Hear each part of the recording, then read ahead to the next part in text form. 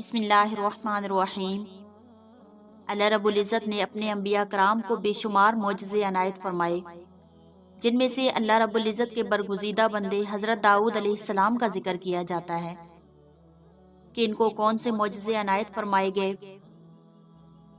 سب سے پہلے معجزہ کی تعریف جانتے ہیں کہ معجزہ کس کو کہتے ہیں۔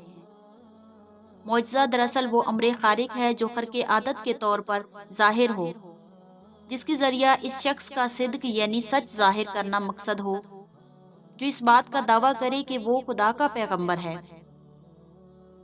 یا آسان لفظوں میں یہ کہا جائے کہ انبیاء کرام سے نبوت کی تائید میں جو بات عادت کے خلاف اور مقصد کے مطابق ظاہر ہو، اس کو معجزہ کہتے ہیں۔ ارشاد باری تعالیٰ ہے، سورہ انبیاء آیت 80، وَعَلَّمْنَاهُ صَنْعَةَ لَبُوسٍ لَكُمْ لِتُحْصِنَكُم مِّن بَأْسِكُمْ فَهَلْ أَنتُمْ شَاكِرُونَ، اور ہم نے اسے تمہارا ایک پہناوا بنانا سکھایا کہ تمہیں تمہاری آنچ سے بچائے، تو کیا تم شکر کرو گے؟ حضرت داؤد علیہ السلام کے ہاتھ کا یہ معجزہ تھا کہ لوہا آپ کے دست مبارک میں آ کر موم کی طرح یا گندے ہوئے آٹے کی طرح پگھل جاتا، نرم ہو جاتا، اور آپ اس سے جو چاہتے بنا لیتے۔ اس کا سبب یہ بیان کیا جاتا ہے کہ جب آپ قوم بنی اسرائیل کے بادشاہ ہوئے تو لوگوں کے حالات جاننے کے لیے آپ اس طرح نکلا کرتے تھے کہ لوگ آپ کو پہچان نہ پائیں۔ آپ لوگوں سے پوچھا کرتے تھے کہ داؤد کس طرح کا آدمی ہے۔ سارے ہی لوگ آپ کے حسن انتظام کی تعریف کیا کرتے تھے۔ اللہ تعالیٰ نے ایک دن ایک فرشتہ کو انسان کی صورت میں بھیجا۔ حضرت داؤد علیہ السلام نے حسب عادت ان سے بھی یہی سوال کیا کہ داؤد کیسے آدمی ہیں؟ فرشتہ نے کہا کہ داؤد ہیں تو اچھے، لیکن اے کاش ان میں ایک خصلت نہ ہوتی تو اور بہتر ہوتا۔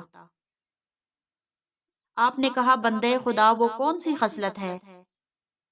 فرشتہ نے کہا کہ وہ اپنا اور اپنے اہل و عیال کا خرچ بیت المال سے لیتے ہیں۔ فرشتہ کی اس بات کو سن کر آپ کے دل میں خیال آیا کہ آپ بیت المال سے وظیفہ نہ لیتے تو زیادہ بہتر ہوتا۔ آپ علیہ السلام نے بارگاہ خداوندی میں درخواست کی اور التجا کی کہ ان کے لیے کوئی ایسا سبب کر دیجئے کہ ان کے اہل و عیال کا گزر بسر ہو سکے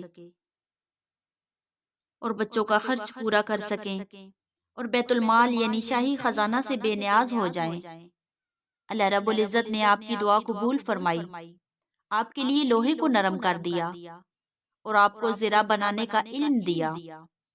سب سے پہلے زرہ بنانے والے آپ ہی ہیں۔ آپ روزانہ ایک زرہ بنایا کرتے تھے اور اس کو فروخت کر کے اپنے اہل و عیال کا خرچ پورا کرتے تھے اور فقراء مساکین پر صدقہ بھی کیا کرتے تھے۔ آپ علیہ السلام کا ایک معجزہ یہ بھی ہے کہ اللہ رب العزت نے پہاڑوں اور پرندوں کو آپ کے ساتھ تسبیح کرنے کا حکم دیا۔ چنانچہ جب آپ تسبیح کرتے تو پہاڑوں سے بھی تسبیح سنی جاتی تھی۔ سورہ سبا آیت 10 تا 11۔ اور بے شک ہم نے داؤد علیہ السلام کو اپنا بڑا فضل دیا۔ اے پہاڑوں، اس کے ساتھ اللہ کی طرف رجوع کرو، اور اے پرندوں، اور ہم نے اس کے لیے لوہا نرم کیا کہ وسیع زرہیں بنائے اور اندازے کا لحاظ رکھ، اور تم سب نیکی کرو، بے شک تمہارے کام میں دیکھ رہا ہوں۔